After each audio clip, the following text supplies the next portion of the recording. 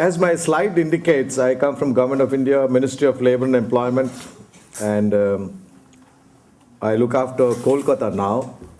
The region looks after 14 states and 12 states which deal with modular employable skills. We have 6 regions in the country, and this is one of them. And this region deals with about 30 crore of the population of the country.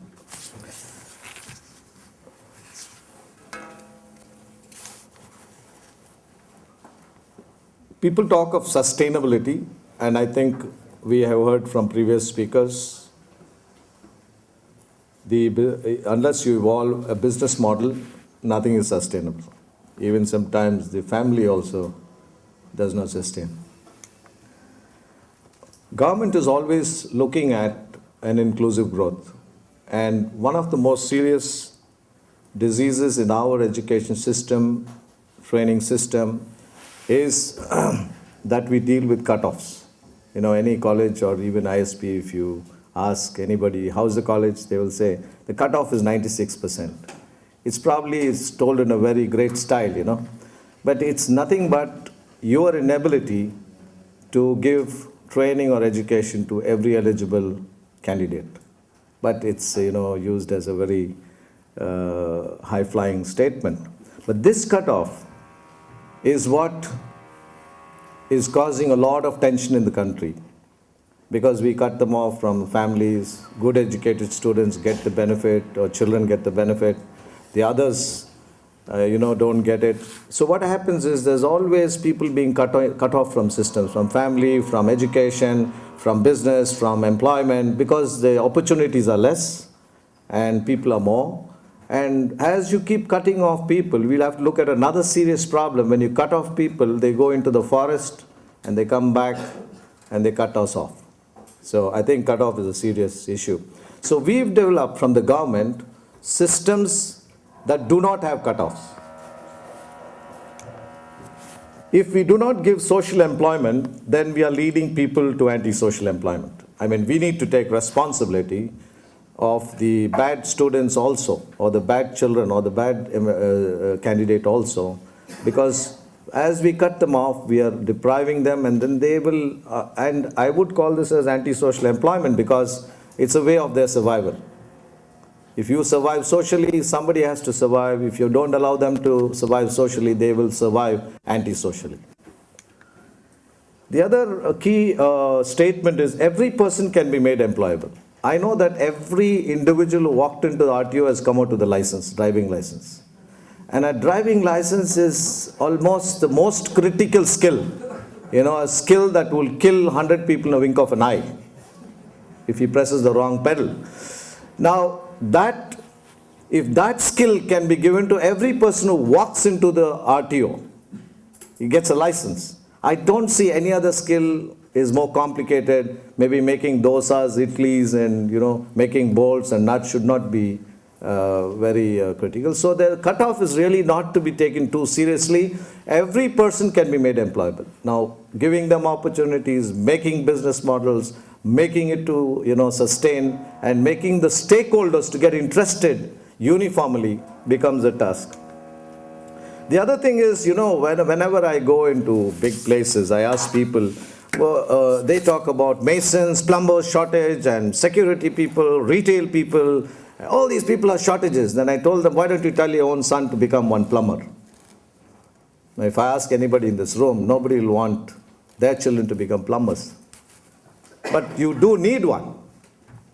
When your tap starts leaking, you do need one. And this place also is built by a mason. We did need him to sit here comfortably. But none of us want to be there, nor we would like our children to be there. Then the least that we can do is to recognize them. Those are already doing the task, who have chosen themselves. Recognize them, facilitate them, and acknowledge them. They have already chosen what you and I don't want our children to be. Now, if you see the Indian scenario, low educated, uneducated people. We've heard many people say that a lot of people are there. Then we have the education system. When you say SSLC is the educated class and above, and then you have post diplomas, then you have this ITIs, we have some courses below SSLC also, and then you take the COEs, which we have brought them close to the industry. Now we see the whole industrial or employment scenario, be it an agriculture industry, be it a pottery industry, be it an industry which was 10,000 years old, be it an industry which is just 1,000 years old or 1 day old, they all fall there in an economy. And everything is a vertical. I heard of a shoemaker who has become a shoe company owner, who's spinning out 500 crores every year. Now, likewise, everybody, in those days used to start at the lowest rung as a coolie. We have heard of people, Jindal and others who say that they started as ITI and now they are 12,000 crore company owners. So they all start here, they go vertically up. And this was the employment scenario before the education system came, before 10 plus 2 plus 3 came. 100 years ago, all were skilled. India was very knowledgeable, highly skilled. We produced the best textiles. We produced many good things. But suddenly 10 plus 2 plus 3 came and the whole country became illiterate. And they don't have knowledge. They're useless. I don't think it happens suddenly. It is because you move the goalpost and therefore we find ourselves in this situation. So what we need to do is, one, we need to recognize already skills which are there. I accompanied an Australian who was the president of the World Skills along with him while going to Mysore, from Bangalore to Mysore, in the highway. And then he said, well, coming back, let me come on the village side. So I took him through all the village road back. And do you know what he said? He said, Mr. Amalan, you know that your people here are highly skilled. Every turn of the road, I've seen people in the village grazing the cattle or sowing the plants. They're all highly skilled. Our fellows just sit on tractor and they'll be going up and down. They don't have skills. They have mechanization. They don't have skills. But your people have got skills in the blood. I said this has come from 5,000, 6,000 years. We got to just give them a chance to get into the framework of recognition. I think that's where business also starts. So if you see here, you see the percentage, 7% has gone from SLC plus people into employment, and you have 93% going from here. A huge business opportunity, if you might call it. How do you design models for this 93% who are already there? If you don't train, certify the people who are already in the job, they're not going to allow a single person inside. They will say, hey, this is man is a threat, this boy is a threat, this girl is a threat. We without qualification are working here. Why should we allow this guy to come inside? So there's a natural resistance to the trained people which you're thinking of doing getting inside. So we need to work on the industry itself, whether it's organized or unorganized. So going a little fast, we've developed a scheme known as modular employable skills, no cutoffs. There is a huge business opportunity. It is a system which you can pull and push both sides, and we'll see a little more about it later. If you see, these were the three capitals which run the business so far. But let me tell you, in this century, nothing but human capital will run business, and we are rich of it. So the businesses today need competent, skill, wealth creating human beings. And that's where the business should also, for industry, should focus on that, creating them. And this is the second slab which requires, I think we all form the second slab, but we need to focus on the first one, because without creating wealth in the industry, managing becomes irrelevant. So coming to ITI, I'm sure I need to take a little bashing here. We've run the country for 61 years and we've not made big impact. We were developing business, in India, we were developing business. ITI, for telephone industry, BEL, we have a lot of industries. We were developing business and we were doing business. Now we are switching roles and we are trying to foster business and probably allowing business to happen.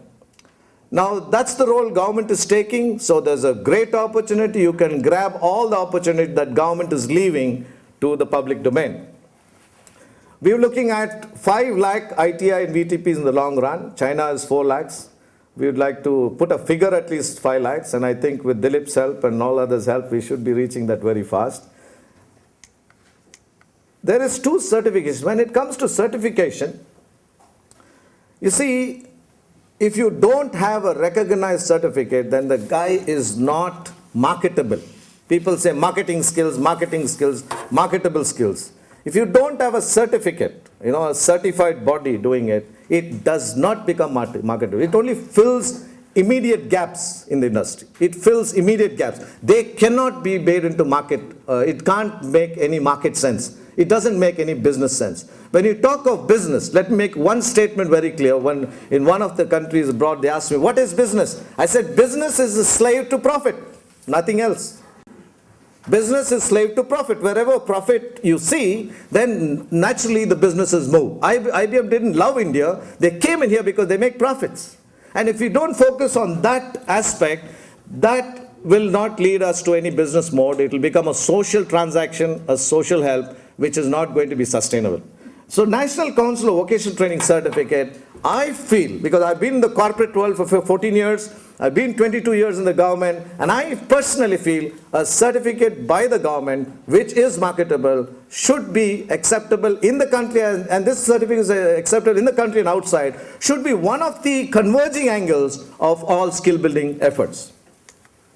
So this is the opportunity. I think only India has the numbers. Gentlemen there earlier, made it very clear. And NREGA, I think I would like to request Mr. Dilip here. NREGA has 41,000 crores, and that's a scheme to give fish. Every year expenditure for a person, it's made every year. MES, Modular Employable Skills, or any other skill development program, this one has only 550 crores for 5 years. Scheme to train to catch fish. I think it's one time. We need to convert this 1,000 rupee wallas to the 5,000 rupees wallas, and that's a business, proposition. Knowledge is not employable, let me make it very clear. Everywhere you see vocational education and training. Let's cut off education. Education builds knowledge, training builds skill. A CEO joins a company from Harvard University, he brings down the company by 10%, profit is down. And then over 6 months, he learns and makes a huge profit afterwards. His training cost is the 10% of the whole company's profit or the loss. Now, why does people don't look at that? Now, therefore, I say this plus skill, if skill does not translate knowledge into something on the ground, then it's not employable. Only skill is employable.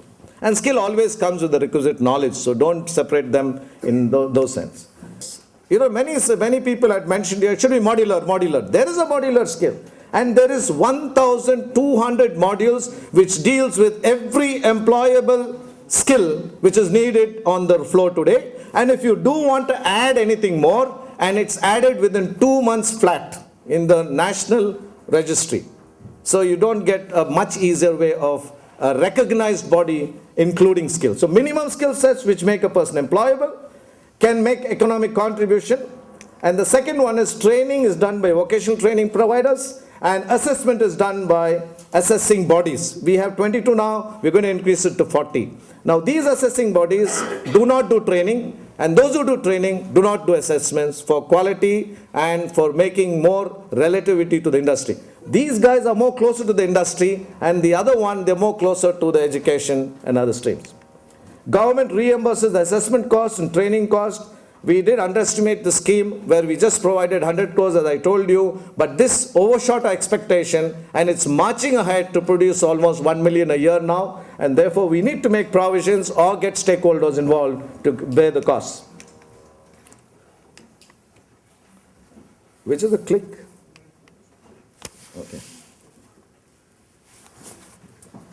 Okay.